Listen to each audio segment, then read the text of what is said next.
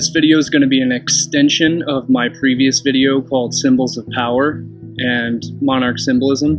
So if you haven't seen that one yet, I highly recommend you go back and check that one out so that way you have a foundation of understanding for the content that I'm going to be covering in this video series.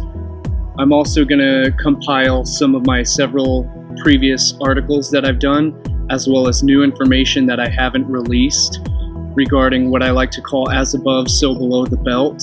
The principle of how the anatomy of the human brain, as well as some of the glands within the human brain, directly correspond both geometrically and linguistically with the sexual organs and the sexual regions. Hence the pun, as above, so below the belt.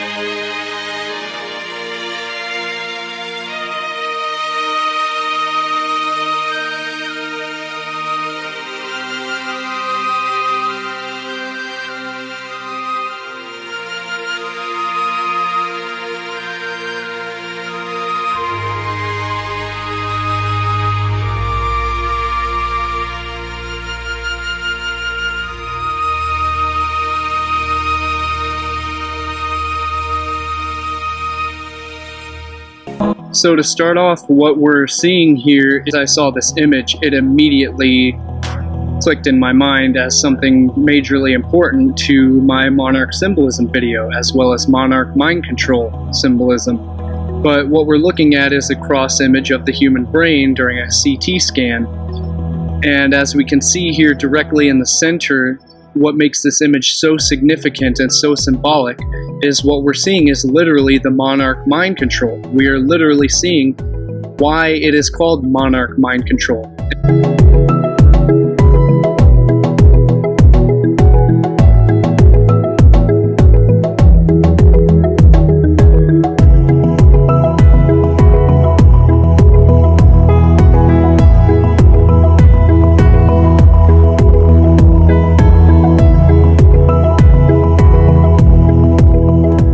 And again, you don't understand this, go back and see my previous video called Symbols of Power, discussing the elements in the symbols and the anatomy, the physiology of Monarch Mind Control.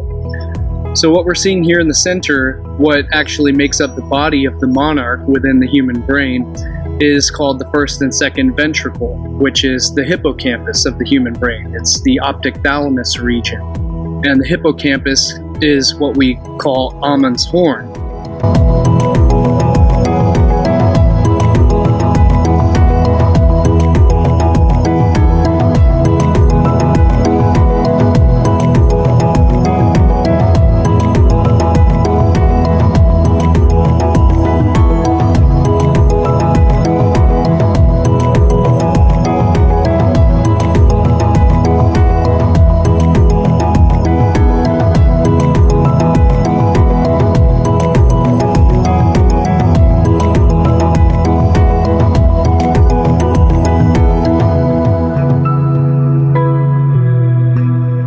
Hello everyone, my name is Cullen Smith. I'm a published author. Today I would like to introduce you all to my brand new published book, The Hive Mind Invasion of Civilization, a compendium of esoteric science, symbolism, and universal secrets. If you'd like to purchase this book, you can head over to my brand new website that I've set up at liftingtheveil.tv, and I will see all of you there. And that is what the first and second ventricle are. They make up the two wings of the monarch butterfly.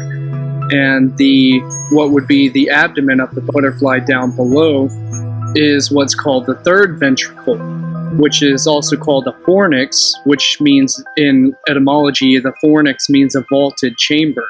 And it's called a fornix or a vaulted chamber because, as we can see, the geometry here makes up an archway or a vault. It is the vault of heaven. The vault of heaven corresponding to the human skull, and the third ventricle or the fornix inside the brain, which is the vault of heaven corresponding to ancient Egyptian cosmology.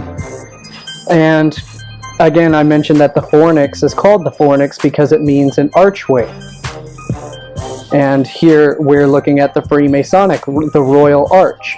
And later on in the video, I will tie this in as to why it's royal.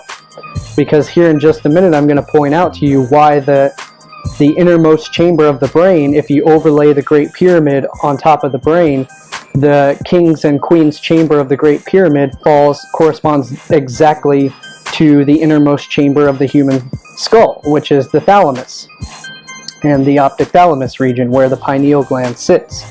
So again, that's why it's called the King's Queen's chamber, and this is why it's located in why it's the Royal Arch. And again, later on in the video, I'll explain more about why it's royal and how it relates to the royalty, to the pharaoh, the king cobra, the king serpent, the basilisk, which means king serpent, which again refers to royalty.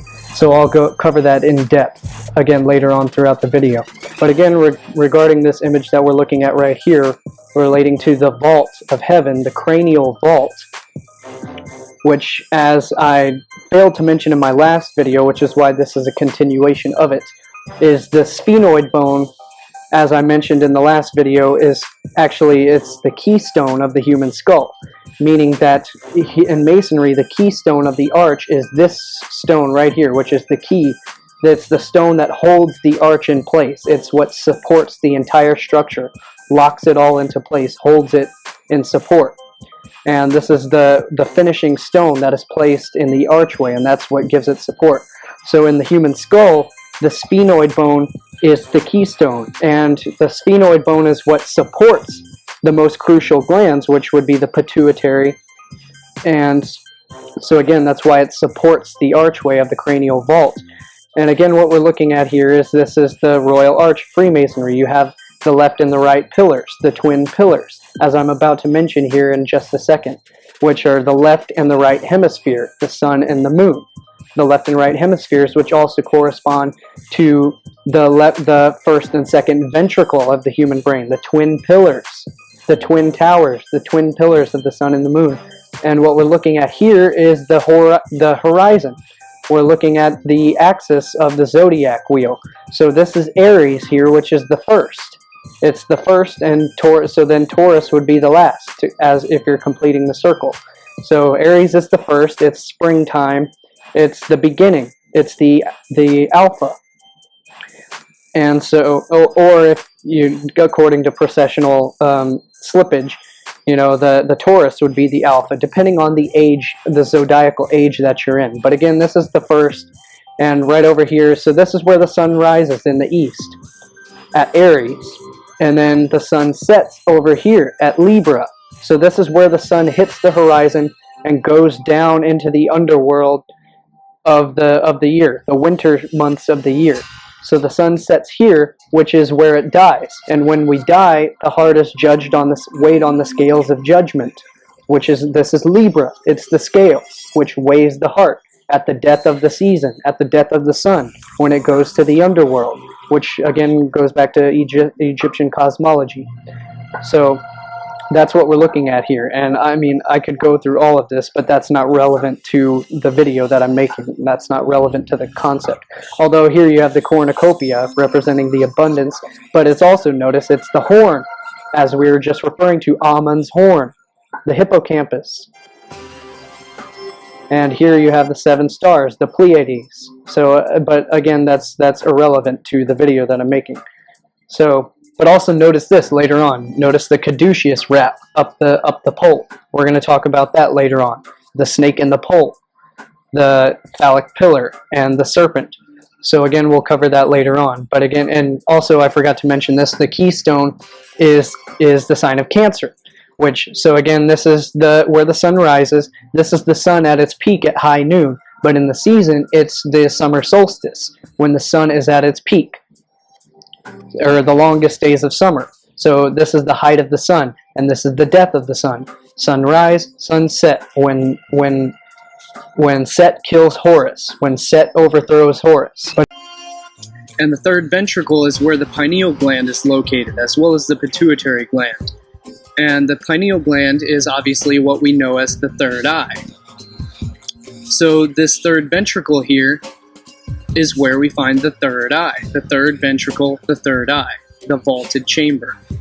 And this is vaulted chamber, the fornix, is what we, if we place the image of the Great Pyramid directly over the human skull and line it up geometrically, this vaulted chamber, this third eye, this third ventricle, this fornix chamber directly corresponds to what's called the King's and Queen's chamber within the Great Pyramid of Egypt, of Giza.